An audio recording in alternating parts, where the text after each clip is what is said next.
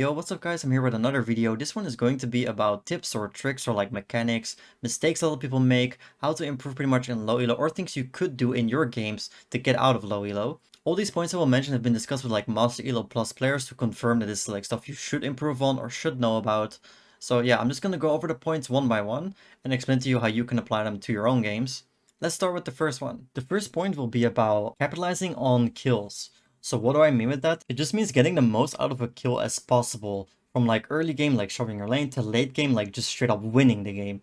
Because I feel like even in high diamond elo games, sometimes people in my rank games have been like, we get like a pick late game or even like 4 picks late game and people just back. Like we could have won the game there, but they're all basing for some reason. So the most simple like macro point about this is I would say just shoving the lane. Let's say you kill your laner, unless you're top lane and you want to like go for a freeze. Let's say you're mid, you kill your mid laner. Okay, now you can shove the wave, and that entire wave from your side is now crashing into the tower. Like no one is getting that gold, no one is getting that XP unless their jungler picks it up. But even if the jungler picks it up, at least it like shows where the enemy jungler is. It puts some pressure off the side lanes because they can play more freely. You can also get the plates, which is really good for snowballing, just extra gold. But again, keep an eye out for the jungler, because if you're low from the 1v1, you killed your laner, you obviously don't want to give a free kill to the jungler. What you can do, let's say your jungler's right here, play around this side of the map, because this is like the safe side of the map, that's where your jungler is. Worst case, this guy jumps you or like comes to you, you run to your jungler, you can still try and go for like a 2v1. Or maybe this is like a good fight, maybe this guy just 1v1s. That's like an extra kill for you. Just punish the enemy laner by making them lose as much XP and gold as possible by just shoving your lane out into the tower. This works for every lane, even bot lane. If you're like a jungler and you kill bot lane, you can help him like shove the wave, maybe turn it into a dragon. Worst case is like a 1v3 and you try to like just kill the jungler for free and then you do the dragon. But like most of the time this guy is probably not even gonna contest because it's a 3v1. Even if it's just one dead, like 2v3 here, you can the mid laner rotates, mid laner rotates. These are still pretty good odds for your team. Like turning picks into objectives is really good. The most important objectives are obviously Baron, Elder, and like Soul Dragons. And killing the jungler would be the best for that, because then the smite is off the table, which means it's more likely for your team to actually like get the objective. So let's say you kill that, let's say you get like a random pick late game, like I don't know, like 30 to 40 minutes. Okay, this guy is now dead for almost like a full minute. What you could do now is force Baron. They have no smite, the jungler is dead. Worst case as well, you can just go away from the Baron and hard engage on them and just fight the 5v4. It doesn't need to be necessarily a jungler that's dead. Any like pick works, any pick turning into objective is pretty good, although like them having smite does leave them more option to actually like smite steal the objective regardless. If going for a Baron is too like risky, you can always still go for a siege. Like let's say you kill their top laner, you could set this guy top to like split, mid is like 4v4. Okay, now you have a free push going top. No one can stop this unless someone rotates to that top laner. Okay, but now you're 4v3 mid. So really like capitalize on them having one less player, or even if you have 2 down, right? This is even better, obviously. Now you're 4 mid versus 2, 1v1 top. Just try and get as much from a kill as possible from like either shoving your lane, getting plates, getting vision, turning it into an objective, or like getting towers. Turning it into a siege, getting inhibs, or even just ending the game if you can. Try and figure out how long death timers are, how much you can do in a specific like time window, because that's what it kind of comes down to. Like, okay, you killed this person or you killed 2 people, what can you do with this downtime on their part? The next point is going to be about kill bounties. I'm going to show you like a graph here or like a little picture of how much a kill is worth depending on your kill streak or death streak. If you didn't notice already, the more kills you have, the bigger the bounty on you. The more deaths you have, the less gold you are worth. So for example here, if you died 4 times in a row, you are only worth 140 gold and 70 assist gold. So you have to keep that in mind when you're actually going for kills, because let's say you have a bounty on you of like 1,000 gold. That's a lot. That's worth multiple kills.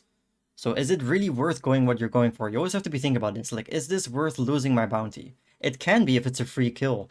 But sometimes, let's say this is you in the mid lane, and you see like an 0-4 mid laner right here. You're, I don't know, like 10-0, but you have no vision on their support. You have no vision on their jungler. Let's say you go for this, and then you get jumped by 2 other people.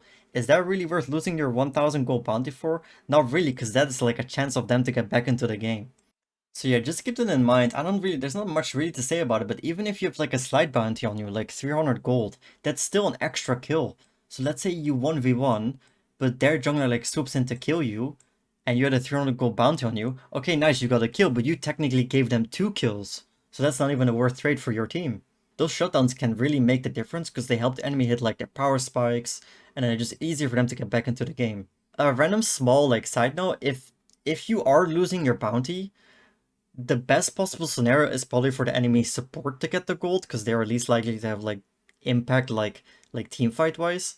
If you are in like a spot where you're like maybe 1 HP and there's like 2 spots to run to and one of them is the enemy support or the enemy mid laner, obviously you want to give your bounty to the support, and that's kind of my point. Like try, if you do have a choice, try and give the bounty to the least impactful player on their team.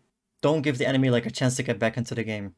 The last point is going to be about not blindly just following builds and runes. Like really try and understand what the build is doing for you, what the items are doing for you, when certain runes and items are good. Like don't just blindly follow like, I don't know, like Professor or just like pro builds. Like yeah, they're probably building correctly for their specific situation, but it doesn't mean that build would apply for all games. An example would be like, let's say Faker is playing mid, I don't know, he's playing Kassadin, and he went armor boots because he's playing versus Talon, and their entire team is AD. So he's like, damn, armor boots are really good here. That doesn't mean you should always build armor boots when you're playing Kassadin mid, obviously, right? Even when you're laning versus an AD champ, imagine they have like Sejuani jungle and like, I don't know, Zeg top plus Nautilus bot lane. Do you really want to still build armor boots just because there's like one Z there? Probably not. You probably want to go Mercsec so you can actually play the game. There's also a lot of situational items like Hex Drinker or QSS or an Hourglass or a Banshee. Sometimes Magic Pen is better. Sometimes Lethality is better than like Armor Penetration. Sometimes crit is better, sometimes on it is better. Like really try and figure out when you should be building what and when you should be taking certain runes, because they might actually make the difference of you like winning a trade, winning a fight, or even just straight up winning the game. Even the enemy items, figure out what the enemy items do. Figure out what items you can build to make their items worse.